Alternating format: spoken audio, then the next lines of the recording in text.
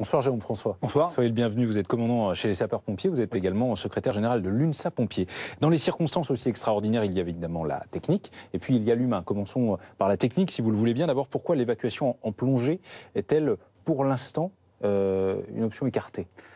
Alors c'est une option écartée parce que c'est extrêmement compliqué. Il faut bien imaginer qu'avec les pluies de mousson, le niveau de l'eau est monté. C'est 4 km, avec parfois des parties complètement immergées où il faut plonger à plus de 5 mètres. C'est pas comme dans les films où l'eau est claire. On nage dans de la boue. Les plongeurs ne peuvent même pas contrôler leur manomètre pour savoir la pression qu'ils ont dans leur bouteille. Il y a plein de critères à prendre en compte. Et il y a plein de critères. Il y a des passages extrêmement exigus où un homme passe à peine. Et puis il y a la longueur, ça monte, ça descend. Et c'est ça qui est très compliqué. Et 4 km, pardon, dans ces circonstances-là, c'est énorme. C'est énorme. Songez qu'un plongeur aguerri, qui a l'habitude, dont c'est la formation et qui a fait ça toute sa vie, il met 6 heures pour y aller et 5 heures pour en revenir. Alors imaginez avec des enfants qui sont fatigués et qui ne sont pas bien nourris depuis 2 semaines aujourd'hui. On n'envoie pas une seule personne, un seul secouriste dans ces cas-là. En plus, il faut plusieurs plongeurs. Alors c'est très compliqué, je ne sais pas exactement quelle technique ils ont utilisé, mais c'est très compliqué. Parfois il faut ça arrivait en France, plaçons-nous dans cette situation, dans une grotte française inondée. Ça peut arriver en France, peut-être pas sur des distances pareilles, mais ça peut arriver en France. Il faut parfois mettre des bouteilles de plongée en relais sur tout le parcours. Donc parfois pour qu'un homme puisse avancer, il faut d'abord qu'il y ait eu 10 plongeurs qui aient parsemé la voie de bouteilles d'air pour que le plongeur puisse avancer. Donc il y a une logistique derrière qui est absolument colossale. Pour le moment, il faut 11 heures, un plongeur aguerri. Aller-retour. Voilà, pour faire l'aller-retour, 6 heures aller et 5 heures retour grâce au courant. Grâce au courant. Un ancien plongeur de la marine thaïlandaise est mort hier lors d'une opération de ravitaillement des enfants. Ça montre bien le péril. Ça montre exactement et le danger que ça représente aussi pour les secours. Absolument. Quand un professionnel comme lui meurt sur un sauvetage comme ça, on imagine le risque pour les 12 enfants et l'entraîneur qui sont bloqués depuis 2 semaines aujourd'hui. L'alternative que tentent les secours actuellement, ce sont ces forages, une centaine tout de même, réalisés à la verticale, certains de plusieurs dizaines de mètres, d'autres de plus de 400 mètres. Le plus haut fait 400 mètres. On n'a aucune garantie dans ces cas-là. Absolument. En gros, on trouve la terre pour tenter de localiser en réalité le groupe. Pour l'instant, ce n'est pas le cas. Alors c'est le problème, c'est que toutes les cavités comme ça sont parfois cartographiées. Parfois non, je ne sais pas. Peut-être que celle-ci n'est même pas cartographiée. Si elle l'a été, c'est fait souvent papier, boussole. Quand l'eau est basse, on le fait comme ça. Mais 1 degré sur une boussole, on peut se tromper. Donc, quand vous êtes à 800 mètres, on le voyait très bien dans le reportage, la personne le disait. Moi, j'ai fait le calcul. Quand vous creusez à 800 mètres, si vous avez 1 degré d'erreur au départ, 1 degré, vous avez 15 mètres d'écart. Donc imaginez, si vous vous trompez de 2 degrés, c'est rien 2 degrés, eh bien vous ne tombez pas dans la grotte, vous tombez à côté. Sans compter que c'est pas sans risque, parce que quand on fore, il peut y avoir un éboulement dans la grotte. Donc cette solution n'est pas non plus sans risque. Comment on procède pour les forages? On y va au hasard ou alors on utilise des appareils notamment qui sont en charge de capter la température du corps humain, par exemple, pour savoir s'il se trouve une personne à proximité? À 800 mètres, c'est pas possible. Là, ils tentent vraiment en fonction de la carte. Là, ils sont toutes très en profondeur. Là, ils sont très en profondeur, 800 mètres, donc là, vous captez rien du tout. Ouais. Donc là, la difficulté, effectivement, c'est au regard de la cartographie dont ils disposent, qui est déjà assez imprécise, ils vont faire un forage, j'allais dire presque approximatif, et en espérant tomber alors sur la grotte ou alors sur des voûtes. Possible aussi. Oui, vous évoquiez le fait que le groupe n'est pour l'instant pas localisé. Les jours de ce groupe sont inévitablement comptés dans ces circonstances. Alors les jours sont d'autant plus comptés, il y a 3 options. C'est soit on arrive à les faire sortir par où ils sont rentrés, et on voit à quel point c'est compliqué, vu que l'eau est montée, on est dans de la boue. Puis on est avec des enfants dont la plupart ne savent pas nager. Ils ne savent pas plonger, parce que nager c'est une chose, plonger c'en est une autre.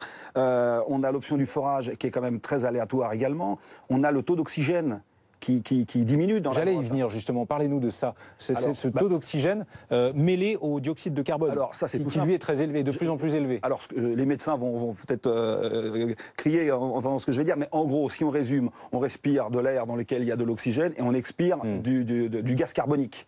Donc comme cette enveloppe dans laquelle ils sont, elle est étanche de par la montée des eaux, un peu comme le système d'un siphon. C'est étanche avec la montée des eaux. Eh bien, plus ils respirent, et heureusement ils respirent, plus ils recrachent, ils absorbent l'oxygène et ils recrachent du gaz carbonique. Donc le taux d'oxygène... Au bout d'un moment, on s'intoxique soi-même. Absolument, le taux d'oxygène baisse dangereusement dans la cavité où ils sont. Le risque, c'est quoi? C'est la perte de connaissance?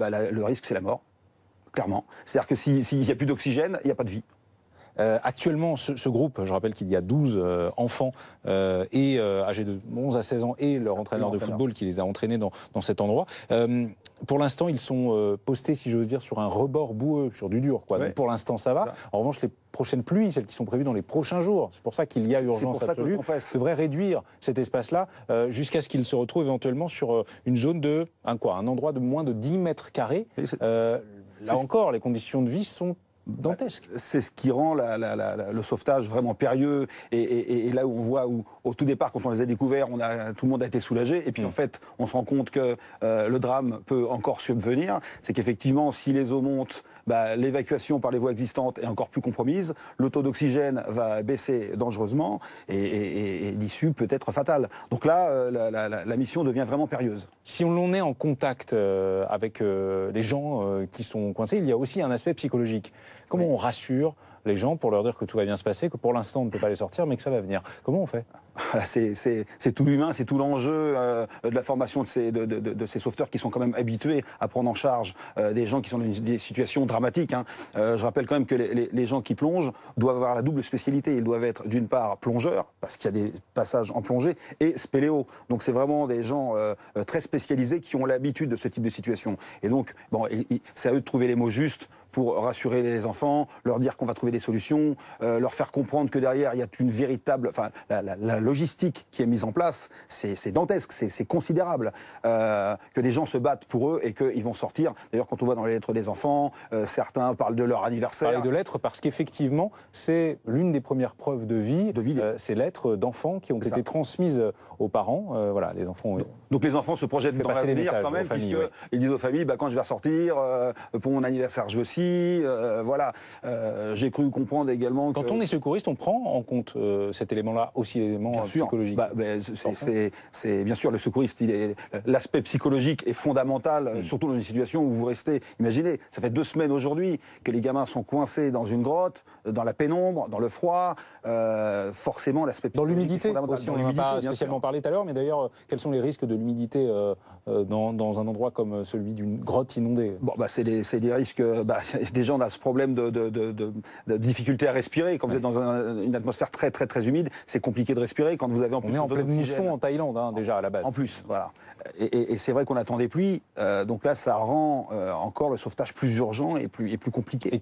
Et effectivement, si ça continue, si le niveau de l'eau continue de monter, pour le coup, le sauvetage par plongée deviendra absolument impossible. Elle deviendra encore plus compliquée et puis attendre, parce qu'il y avait une troisième option. La première option, on les repasse dans la cavité. Deuxième option, un forage et on les sort par le forage. Troisième option, on attend la décrue.